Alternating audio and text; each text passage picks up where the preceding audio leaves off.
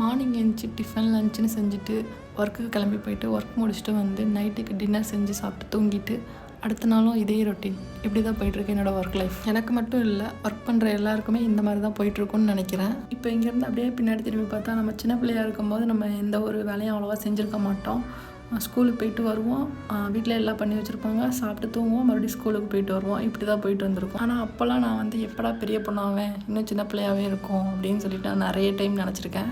இப்போ வளர்ந்து பெரிய பொண்ணு ஆனதுக்கப்புறம் தான் தெரியுது, பேசாமல் நம்ம சின்ன குழந்தையாகவே சின்ன பிள்ளையாகவே இருந்திருக்கலாம் போல் அப்படின்னு சொல்லிட்டு நாங்கள் எங்கள் ஃப்ரெண்ட்ஸுக்குள்ளே கூட புலம்பிப்போம். அப்படியே பேசாமல் வளராமல் சின்ன குழந்தையாகவே இருந்திருக்கலாம் போலல்ல அப்படின்னு சொல்லிட்டு இல்லை அப்படின்னு சொல்லி புலம்பிட்டு இருப்போம். அவ்வளோதான், புலம்ப மட்டும் தான் முடியும், வேறு எதுவும் பண்ண முடியாது. டிஃபனுக்கு வந்து ராகி சேமியா தான் பண்ணோம். அப்புறமா மத்தியானம் லஞ்சுக்கு வந்து பீட்ரூட் பொரியலும் தேங்காய் பழமும் பண்ணோம். அப்புறமா குளித்து கிளம்பிட்டு லஞ்ச்லாம் பேக் பண்ணிவிட்டு சாப்பிட்டுட்டு ஆஃபீஸ்க்கு கிளம்பி போயிட்டேன். என்னோடய வீடியோஸ்லாம் உங்களுக்கு பிடிச்சிருந்துச்சு அப்படின்னா உங்களோட சப்போர்ட்டு கொடுங்க.